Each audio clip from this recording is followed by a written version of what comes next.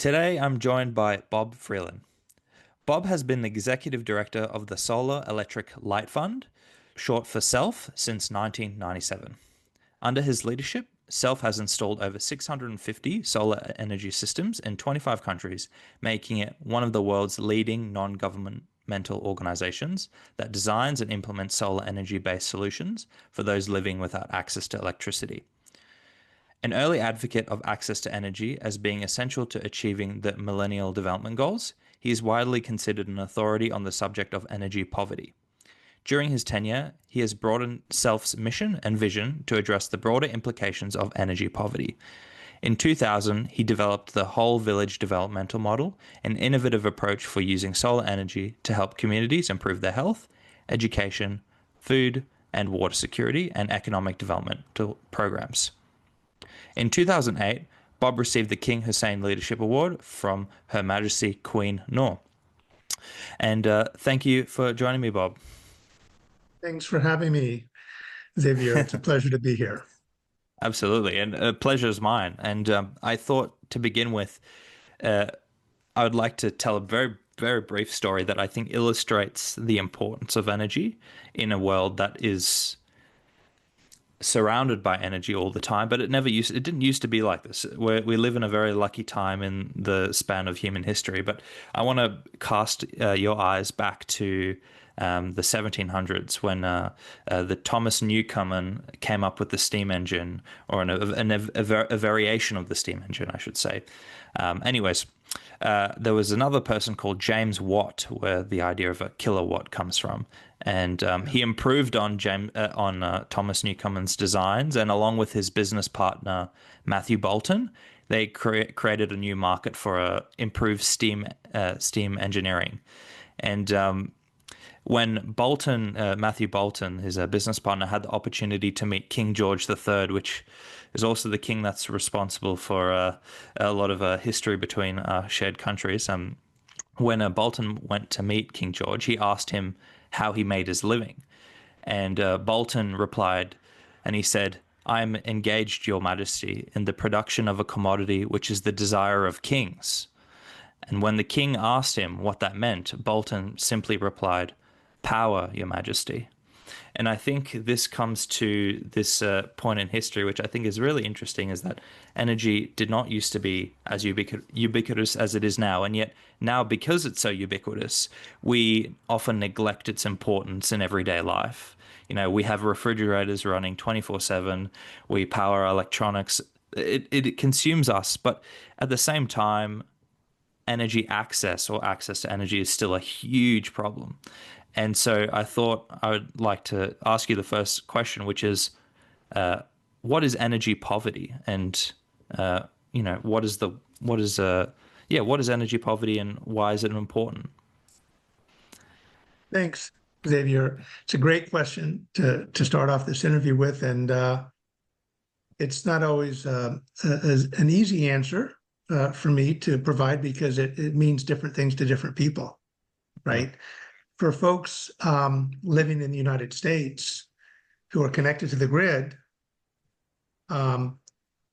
they might be poor and they might be able to afford the utility bill, right? That's a type of energy poverty here in the United States. For the world that I inhabit, the world that we work in through the Solar Electric Light Fund, we're primarily focused on very remote communities in the developing world that have never been connected to an electric grid. And so for you and I, who grow up in a country where you can flip a switch and have an electric light come on, it's always been the case. It's only on the rare occasion when there's a blackout, maybe there's a hurricane or an ice storm, and suddenly we're without electricity, and everybody freaks out. Oh my God, what are we going to do? How are we going to turn on a computer or watch television or use the internet? And there's a panic. Typically, though, those instances are short-lived, and within a few hours, or at most a few days, we're back to life as usual. But imagine, and this is a question I often lead with when I give public talks. And I ask a question: how many of you have had experienced a blackout? Many people do, and they'll raise their hand. I say, well, what if it's been more than a day? Their hands come down. 3 days, more hands come down. More than a week, maybe there's one person, right? So well, imagine what it's like to live your whole life without electricity, from birth to death, because that's the stark reality for almost 1 billion people in the world that live in energy poverty. And you could talk about lack of electricity, and that is often what people associate the term energy poverty with, and that's a very important part of the phenomenon. But it goes beyond just electricity, because there's probably close to 2.3 billion people that use coal and dung and wood to cook and heat their homes. That's also a form of energy poverty that undermines the quality of life for people. When you live with kerosene, for instance, it's like smoking 2 packs of cigarettes a day. It's actually carcinogenic. And when the sun goes down, many families living in energy poverty retreat into homes that are lit, if at all, by candles or smoky kerosene lamps. So that's a form of energy poverty with dire consequences. Yeah, absolutely. And again, already so many interesting paths we can go down. But just to focus on the problem a bit more, as you've mentioned, it is such a massive part of our lives, and yet most of us do not have to ever really see what life is like for people that do not have access to energy.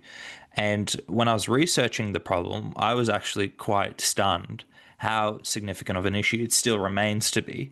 And I think speaking from an immense point of privilege, living in countries like India and Australia, from my point of view, where access to energy is quite good,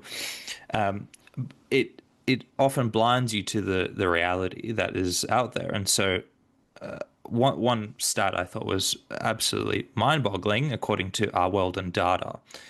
I think about 80 to 85%, I think the numbers do vary depending on what data you source, but roughly 85% of people in sub-Saharan Africa do not have access to energy, something along those lines.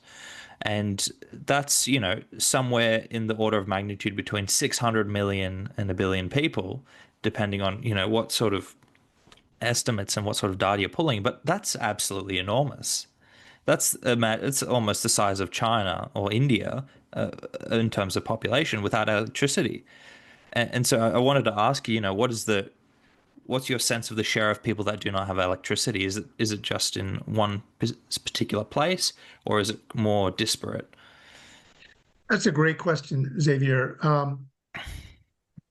Even if you travel to the developing world and visit a country like Ghana or Kenya, for instance, and you're there in the capital city of Nairobi, or you will typically have access to electricity. The major urban areas are mostly equipped with electric power grids that provide. Now, it's not always reliable, and that's another question we should talk about, because the statistics can sometimes be misleading. When we talk about numbers of people that have electricity, the World Bank or United Nations might give you these official numbers, and people might be connected to the grid, but the question is there reliable power flowing through that grid? And in many cases, the answer is no. So it's not just enough to be grid connected. You have to have a reliable source of energy that is going to be expected day in and day out. And in many countries, that's not the case. Let me give you an example in Nigeria, a country, the most populous nation in Africa. And we've worked in Nigeria. So I've had experience traveling to the capital, Abuja, but also up to the northern part of the country in Jigawa State, where we brought solar energy to 3 very remote communities. There's an agency called NEPA. The acronym is NEPA. It stands for Nigerian Electric Power Authority. But Nigerians often humorously refer to NEPA as never expect power always because of the constant failures in the Mm, grid. And so they've come to rely on diesel generators uh, extensively. My guess is there are probably more diesel generators per capita in Nigeria than any country in the world, which are mm, loud, polluting, and of course they're a mm, fossil fuel. They're not mm, sustainable. mm, Um, mm, I've been to many villages where the grid goes right overhead. People are literally underneath a transmission line, but it's too mm, expensive to bring that power to the rural communities. And even if they could, often there's a difficulty to afford the grid power. mm, But the numbers of people in Africa without power, yeah, it's the largest percentages of unelectrified people in the world are in mm, sub-Saharan Africa, for mm, sure. And if you look at a satellite image of Earth at night and you look at Africa, you see in mm, stark reality the fact that much of the continent is shrouded in darkness at night. mm. Yeah, yeah, absolutely. And I know that there's been significant progress in terms of energy access. So I believe 30 years ago, something along those lines, it was like 2 in 10 people didn't have access to electricity, something along those lines. And now it's about 1 in 10. Um, but what's been the trajectory of energy access and providing people with access to energy over the past few decades since you've been working? What's that? How much progress have we made, if there is significant progress? There's been a lot of progress in terms of awareness and some political will at the global level. Mm, When our organization started back in 1990, we were almost a lone voice in the wilderness, crying out for this need to bring energy access to at the mm, time, 2 billion people was the mm, figure we cited back in the early 90s. mm, Um, and it was challenging to convince foundations to pay attention to this. And governments often did not really attach a lot of importance to this huge problem. But there's been a lot of progress. When in the year 2000, when the United Nations launched the Millennium Development Goals, it was a wonderful thing, very ambitious set of goals to address poverty and health and women's equity and so on and so forth. But energy was not included as one of the Millennium Development Goals. mm, And as somebody who had been seen firsthand how lack of modern energy impedes all of these development objectives, I wondered, why shouldn't it be a Millennium Development Goal itself? Well, mm, when the MDGs were retired and replaced with the Sustainable Development Goals, the United Nations did include energy as mm, one of the SDGs. It's SDG number 7. And so there is broad awareness among governments, among the United Nations and the World Bank, that we need to fix this problem. It's not sustainable, and it's not right to leave so many people literally in the dark. mm, mm. Yeah, absolutely. And I mean, I think for me, this energy access is quite a personal. It's something that I think you have a relationship with in terms of what your experiences are inform how much you care about it.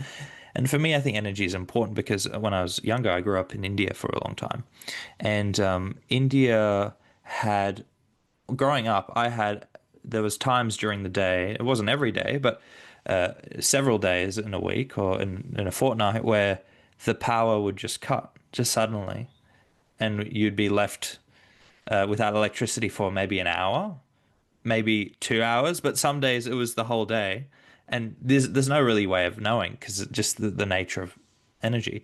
And so for me, I can understand why it's important. I see its importance, but I think for the average person, you can sort of understand it. You think, well, I use energy for everything, so that would be hard. But can you actually paint an idea of what life looks like disconnected from the grid? Because I think it's almost antiquated. The thought, it's something reminiscent of, if you watch an old film and it's like, oh wow, we used to use candles in the dark, that sort of thing. But something that's still how people live on a day-to-day basis. So can you paint that picture? What does it look like? Yeah, I absolutely can because I've had the good fortune, in my opinion.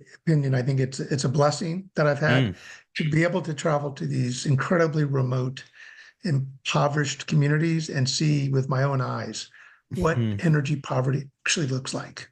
mm, Not theorize what it might look like, not read about it mm, in a book or watch a documentary.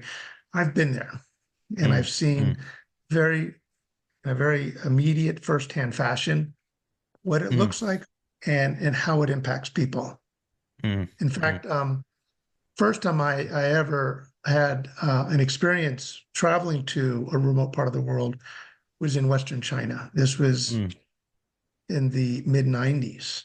mm, And I traveled to Gansu province, to these remote villages that weren't even reachable by road. We had to hike up into these mountains to reach these mm, very remote villages. And we installed these simple solar home systems mm, that provided enough electricity to run a few lights, a radio, and a mm, small black and white television. mm, And I got to see these Chinese families flip a switch and have mm, electric light come on for the first time in their mm, lives. And they were, it was so transformative. And I remember one elderly gentleman, um, I'll never forget this. He turned on the light and he was just in tears.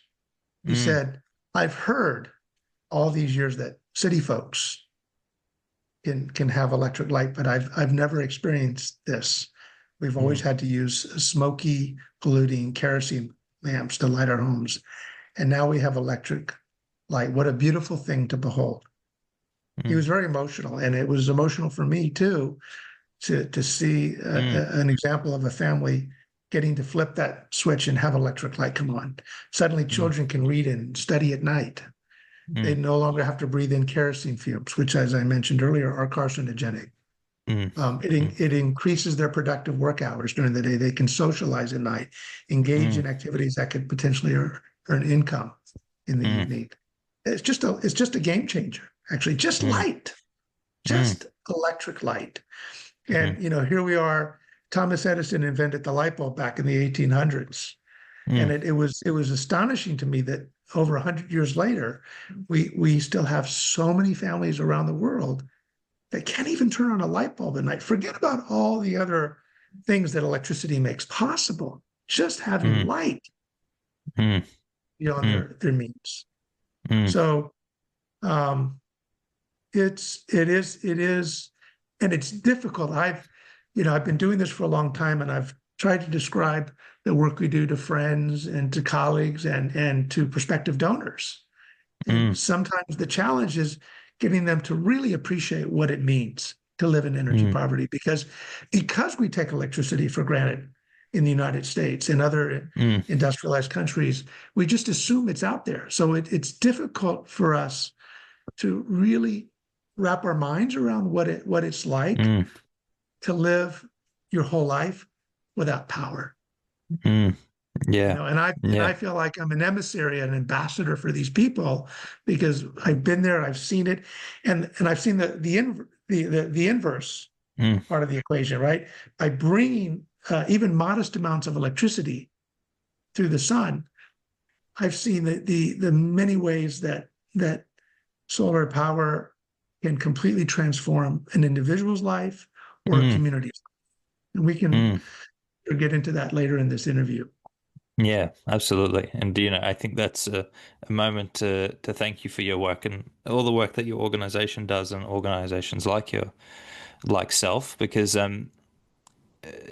it's the problems that are hard to communicate its value and yet are invaluable, probably some of the most difficult challenges to work on.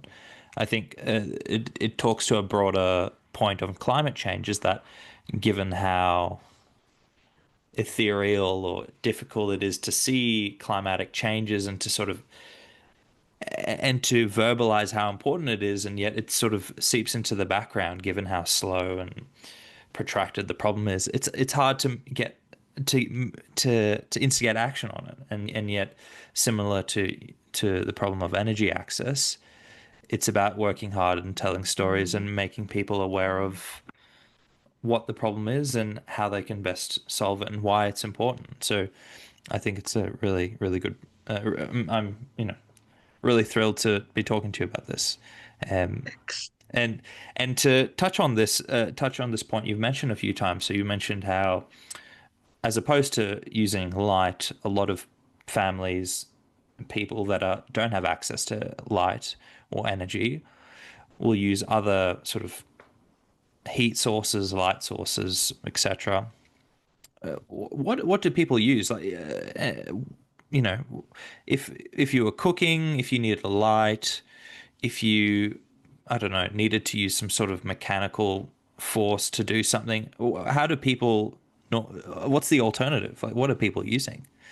Well, for basic lighting purposes, I would say kerosene is Yeah. something that is used primarily, but when they can't afford kerosene candles, Mm, mm, which provide very meager light, as you mm, might imagine. Um, Paraffin, another substance that people burn to produce light. Um, mm, for basic cooking, it's wood, mm. right? Which sometimes is really hard to find and Yeah. getting harder. And it obviously, um, using wood as a primary source of heat or for lighting is going to Mm, exact a heavy toll on the environment. mm, mm, That has consequences beyond just their own poverty. It affects mm, the ecosystem mm, on a larger mm, scale. mm. Um, if somebody needs mechanical power, if they need electricity, then they often turn to diesel generators, Yeah. Okay. and which can provide electricity, but at what cost, both financial and environmental. Mm, Um, so people find a way, and you know when to say that people don't have energy access, actually everybody does have some form of energy access. Humans will use energy. The question is what type of energy, right? yeah. Because burning dung is a Mm, form of energy. mm, It's yeah. just it's not a very Mm, advanced form of energy. Um, yeah. to power radios, people use little dry cell batteries, double A, Mm, triple A, mm, B batteries, C batteries, right, to power individual devices mm, sometimes. But that's a big problem and incredibly expensive. If you look at the cost of these batteries in terms of dollars per kilowatt hour, they're mm, astronomically expensive mm, and often used for a while and then what? Discarded into the local environment where they leach nasty chemicals into the soil. mm, It's a huge mm, problem in the mm, developing world with these batteries are disposed of. mm. Absolutely. And I thought in preparation, I wanted to get a sense of the impacts of, not having access to energy. And I think we've already talked about some of them already, but I found this pretty startling and troubling stat from a study that references the WHO. And in the study it says that um, there are obvious impacts of lack of energy access. So, for example, education, kids' education is impacted because either they don't have lights to do work in, to research, to study. In terms of economy, economic production is intrinsically tied to how much energy you have, and so usually countries that are poorer is also because they're energy poor. But in terms of health, there's this one study. It says, according to the WHO, lack of energy access causes more deaths than malaria or tuberculosis. And the backing of the research is that when you use kerosene lights or you use alternative fuels in households on a daily basis as a cooking source or as a heat source, the chemicals that are then that are emitted from the source then again impact the people breathing that in. And if they're breathing it in on a daily basis, it can have devastating consequences. And this also has impacts. This is another study. It says that polluting biomass has adverse effects on health, resulting in stunted growth in children and undernutrition in children and adults. And so it's not like you were saying, Bob, it's not just energy. It encompasses everything. Everything is impacted by not having energy. And I don't know if you have any comments there to add, but I just thought it's startling. No, it's a huge problem. I'm not sure of the exact statistic, but I think close to 1.5 million people die every year from indoor air pollution, Yeah. right? From cooking over open fires and breathing kerosene fumes. Mm. It's a killer. It's a major killer. Another big killer in terms of global health is dirty water, Mm. right? Waterborne disease kills well over 1 million people a year too. Mm. Mm. And here's another great example of how energy poverty undermines people's ability to access clean water. Mm. What could be more important to our health than having clean water? What could be more important to our very survival than having water to drink? It's about as basic as you can get. And yet there are hundreds of millions of people all over the world that have to worry about where they're going to get their water for the next day, with even more profound consequences when they have to walk into the bush, as many women and girls do, to fetch water from often dirty sources. It also exposes them to sexual predation. And that's a big problem. And we've been working, maybe we're getting ahead of ourselves now. Mm-hmm. And it's I don't fine. think so. I can go back. Okay. No, I think this is incredibly important. Yeah, please go on. We've been working with a very heroic woman in Uganda, Helen Tainiga, who was raped when she was 11 years old while fetching water for her village. She went on against all odds to get a college degree, and then founded an NGO in Uganda to address this problem. And she asked if we could help provide some flashlights to help provide a little security to the women who would typically leave their village and go into the bush. And I said to Helen, well, that's why focus on the flashlights when we can address the source of the problem. Let's provide a water well in your village, solar powered, where suddenly you have access to clean water in the village. Nobody will have to venture forth into the bush and put themselves in harm's way. So it was a beautiful example of how, and the results have been very dramatic. What have been the results? Well, the local police station reported a dramatic reduction in the number of incidences once we installed clean drinking water in the village and street lights as well to provide additional security. We also provided our community with several solar cookers that have enabled these women to start a bakery business and earn income. So there's economic implications that result from providing access to energy. Yeah. And it really seems, Bob, that when you ask questions of related to justice and equity and whatnot, globally at least, that there's focuses on access to water, there's focuses on increasing wages so that people have enough to live, having a living wage. There are all these sort of metrics that we measure, and yet it seems that energy is sort of fundamental. It is without energy, all these other sort of moving parts, all these other parts of justice can't actually be met. Do you think energy is probably one of the most fundamental rights that we need to enshrine? I mean, we have the Sustainable Development Goals, of course, but something that more work needs to be done. What is your view on that? So I agree that energy is foundational. It's not that energy is more important than clean water or healthcare or education or women's empowerment, right? Those are all critically important. Sustainable Development Goals.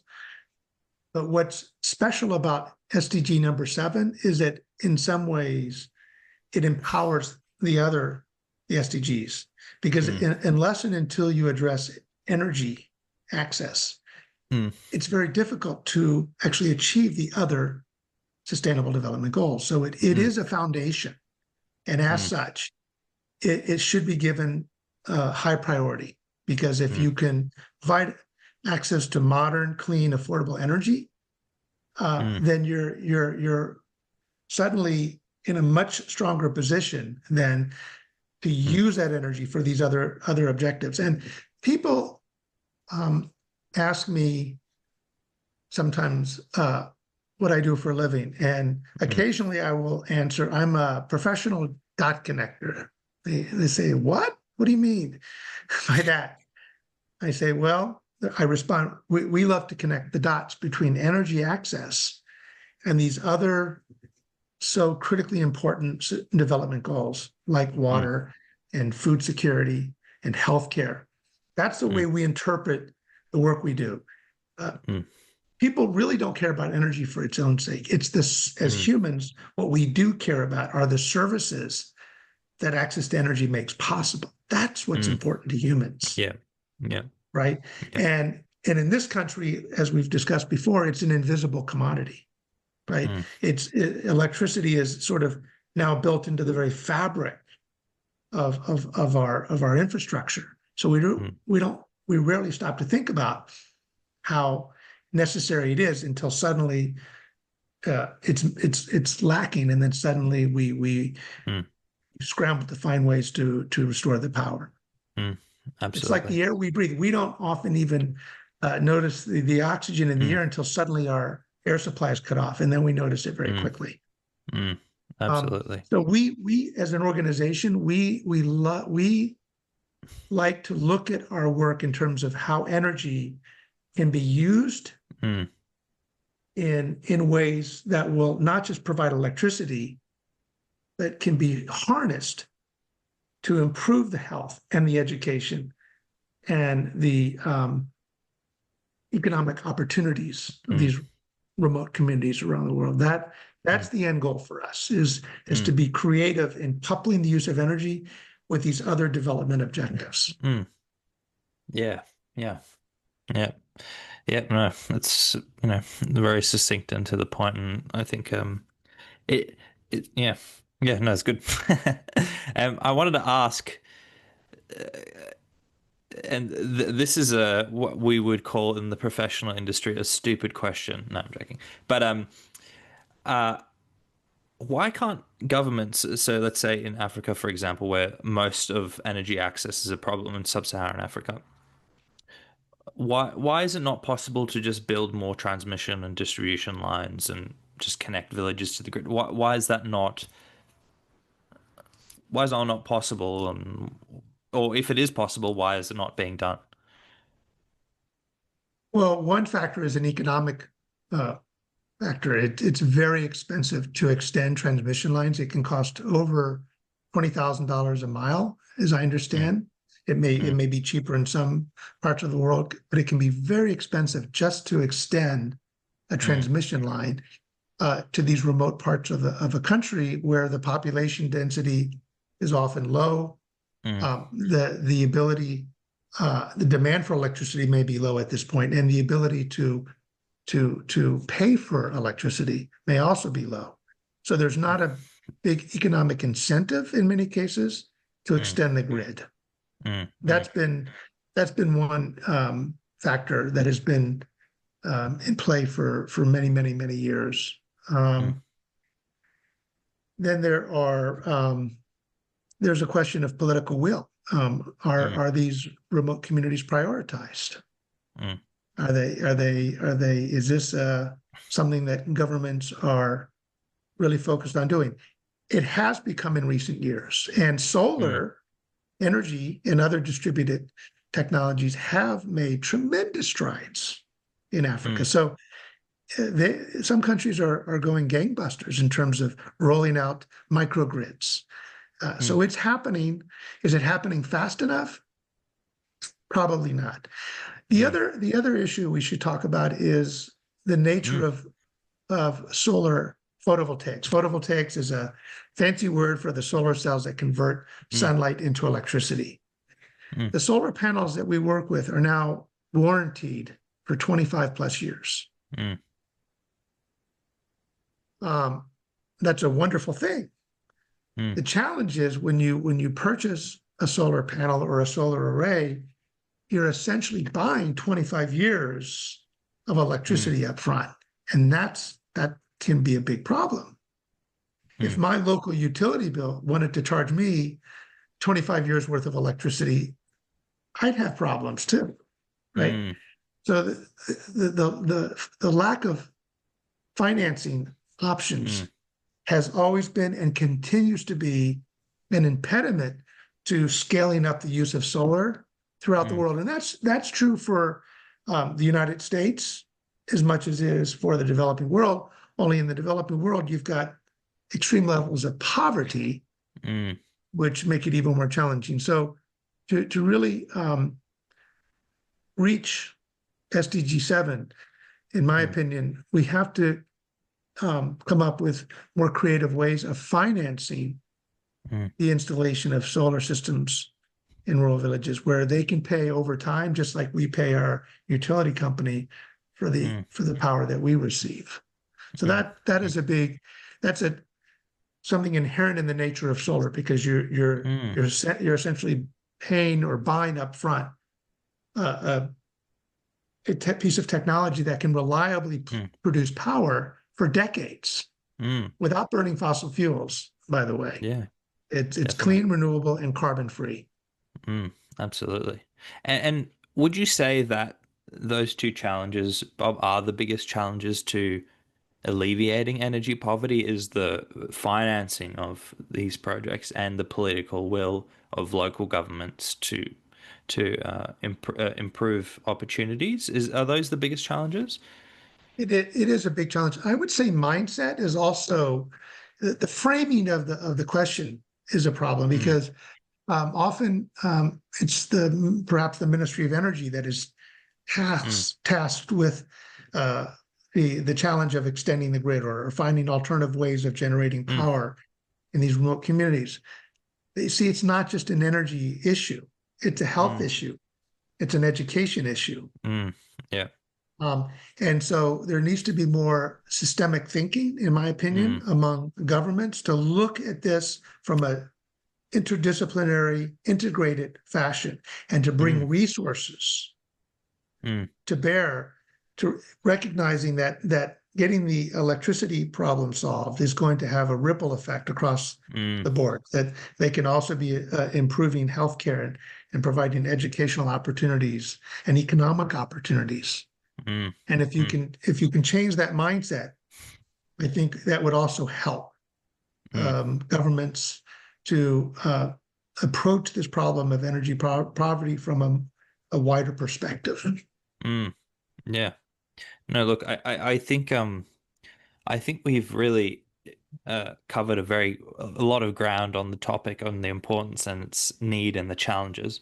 And I'd like to get a better sense now of the work of your organization that you've been leading for so long.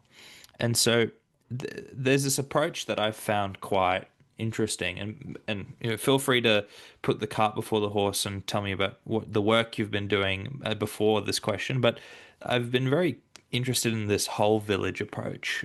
So this is a strategy of alleviating or providing access to energy that is quite different to previous strategies. Um, but yeah, so perhaps, what are some stories from your organization in terms of the work you've done, and what is that whole village approach?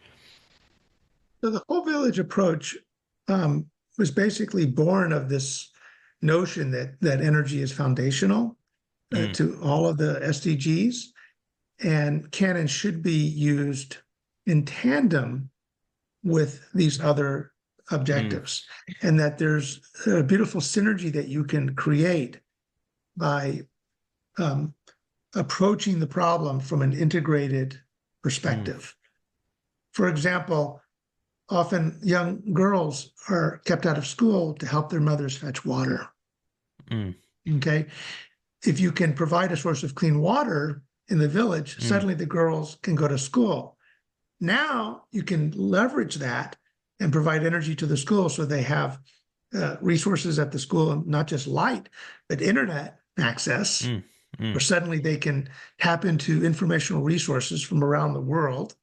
mm, And of course, with internet, you need connectivity. And mm, that's another huge area in which energy can facilitate something that before was impossible. mm, I'll give you a good example. In South Africa, we were working back in the early 2000s mm, with this community outside of Durban. mm, And Durban's a modern city, but if you go 45 minutes outside the city, you are in a very, very poor part of South Africa. South Africa, and I was talking with a school principal, Malusi Zwane, mm, principal of Mayeka High School. And this mm, was when the internet was relatively new and everybody was excited about this mm, internet phenomenon. And I was describing the internet to Malusi, and his eyes widened and he said, "This is mm, incredible, being able to go online and access information from around the world and mm, exchange emails." I said, "What a wonderful thing for a school like ours." mm, But sadly, we won't ever have access to the internet because why? We don't have electricity. We mm, need electricity to run computers.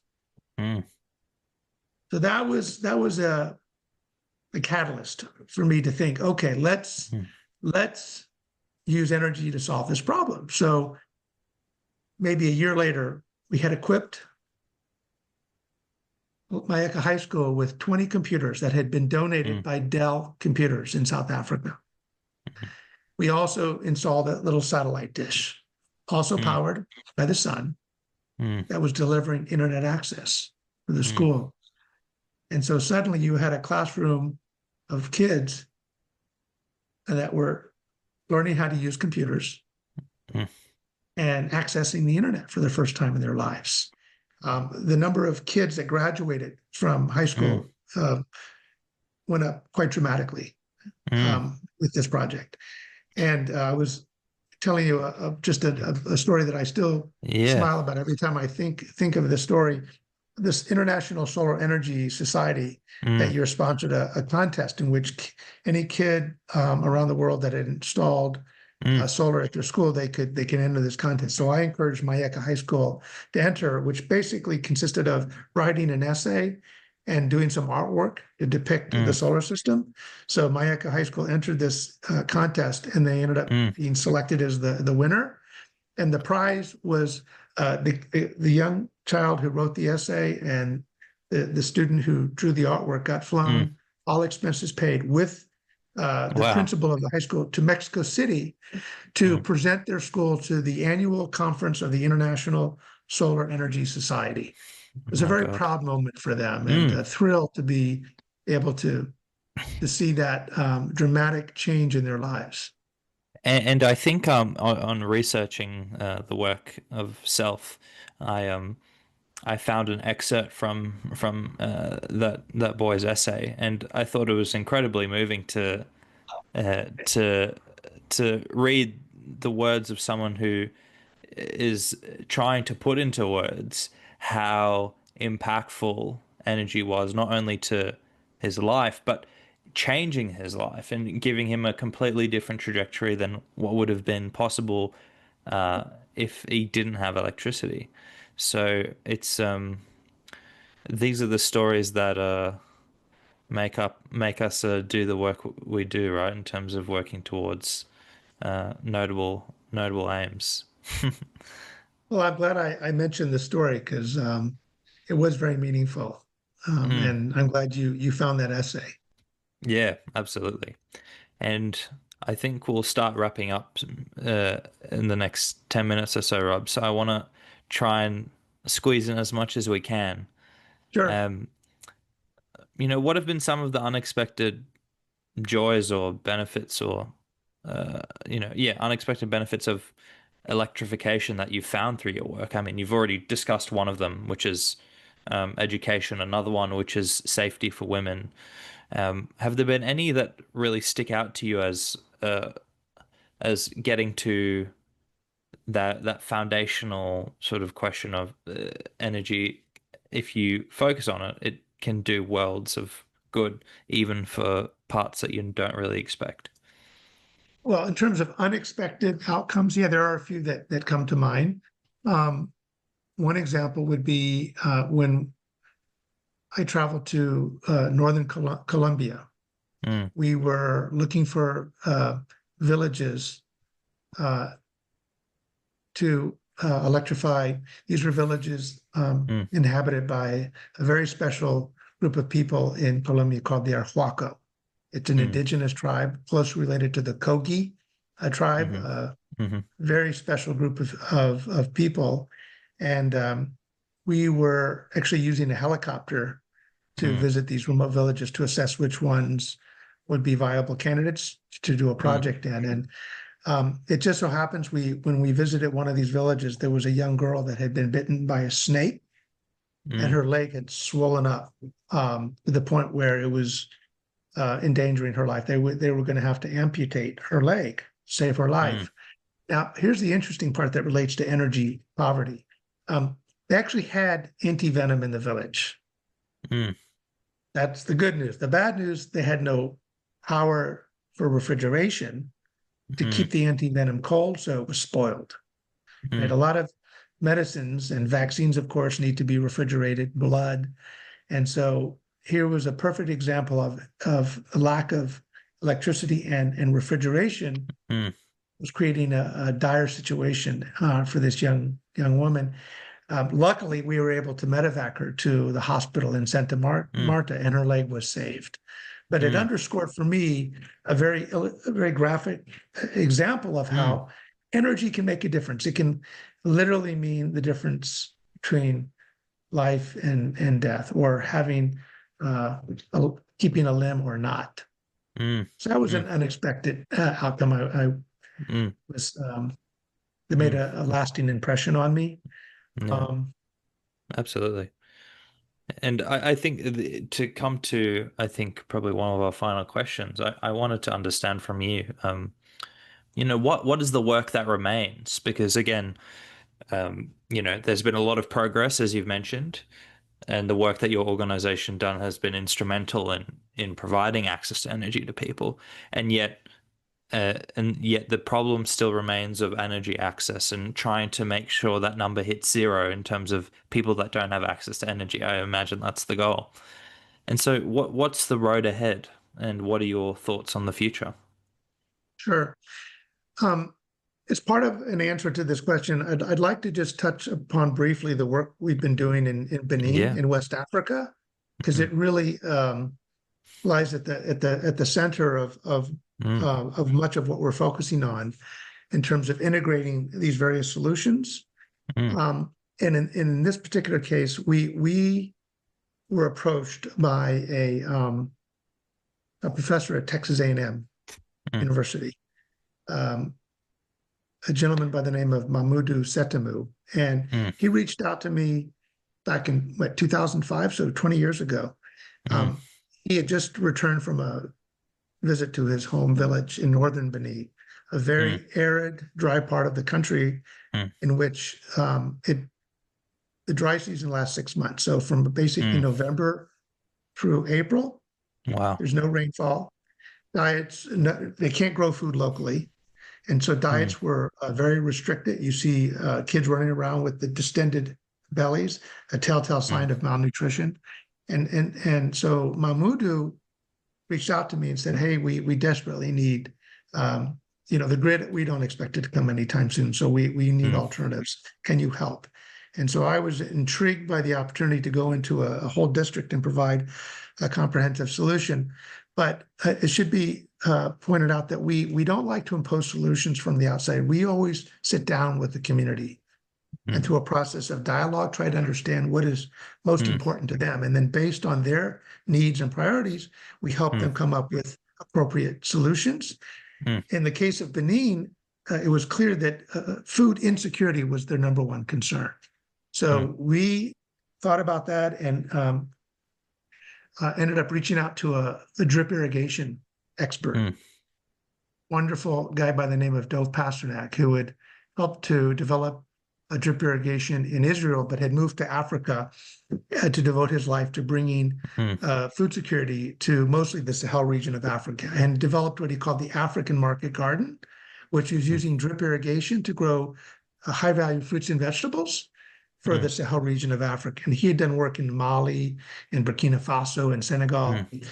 And we asked him if he'd like to partner with us in Benin. He said he would love to. Sorry about that. No, that's right. That's fine. That was my watch saying something crazy. He was using diesel generators as a source of power to pump the water from underground aquifers. We suggested substituting the diesel generators with solar pumps. He said, okay. So we tweaked the African market garden. We called it the Solar Market Garden, or SMG. And we went and installed 2 SMGs in 2 villages in Benin. And the transformation was quite dramatic. Suddenly you had women growing several tons of produce per month and earning an income for the first time. And we had a model that was addressing not just access to energy, but water security and food security. And Xavier, I think that going forward, if you look at the big picture, that nexus, the energy, water, food nexus, is already extremely important. And as climate change continues, it's only going to become ever more critical to solve that problem. And so we are really focused now on taking what we learned in the first generation of solar market gardens, improving on that model. Now we're going to the next step. We're going to be introducing hydroponics to the solar market gardens, which will lower the cost, decrease the amount of water used, and increase the output of the gardens. So we're super excited about continuing to innovate. We're also working on innovative ways to store food. We look at the whole value chain of growing food, processing food, cooking food. We're introducing new e-cookers, I should mention, electronic cookers that run off solar electricity, so that the schools in Benin and the families no longer have to rely on traditional fuels to cook with. Storing food is a big one. Cold chain solutions, huge problem. The amount of food lost because there's no refrigeration worldwide is staggering and affects climate change. So that's what we're looking to do. Looking at these comprehensive solutions and looking to partner with more organizations. We feel for an organization like ours, it's okay to go do these small individual projects, but what we think is critical is to find strategic partners that we can work with together, so we can come up with models that can be replicated and scaled by other organizations in other countries. That's it's so incredible to hear all the work that is being done and will be done to help provide access to energy and a lot more than that, as we've all discussed. And as a final point, I thought I would ask you, for listeners of the conversation or people that are tuning in just for a few minutes, if there's one thing you can leave them with from this conversation or just the topic of energy access more broadly, what would you like to leave them with? Everybody can make a difference. First of all, this is a global problem that requires a global solution. So, everybody can take steps in their own lives to embrace renewable energy, solar, for their own purposes. That would be a wonderful thing. Obviously, we are a nonprofit organization, so we would welcome the support of anybody out there listening who wants to go to our website and make a contribution. That's obviously a wonderful thing that people can do. And just be mindful of the issue. Talk about it, communicate, talk to their friends. It's a defining issue of our time. How can we bring clean, sustainable energy to the world? Again, not for its own sake, but for everything else that it can unleash in terms of health and education and water and peace and security for the world. I'm not sure the exact number, but something like 140,000 terawatts of power Mm, hit the planet every single moment of our lives. We are mm, bathed in enough power from the sun to power the entire civilization many times over. I think mm, 6,000 times over. So mm, we live in an abundance of energy. The question is, how can you capture it and distribute it and make it available for the mm, world? mm. Well, I think that's a perfect place to end it. Thank you very much, Bob, for coming on. I really love the conversation. If there's is there any links or anything you'd like to promote just for our listeners if they want to get in touch with you or your organization, where can they find you? Thank you for that question. Our website is easy to remember. It's www.self.org. So yeah, please visit our website. Anybody who's interested in learning more, we have lots of photos and videos that illustrate the work we're doing. And we're also always looking for partners, whether it be an NGO, a corporation, a government. Mm, We believe that this problem is much bigger than any of us can do alone. So mm, partnership is key mm, for us, and I think for solving this problem. mm. Brilliant. Brilliant. Well, thank you again, Bob, and please stay with me in the virtual green room, if I can call it that. And I appreciate you coming on. Sure. So thank you, Xavier. It's been a pleasure, and I hope we can continue this conversation at some point down the road.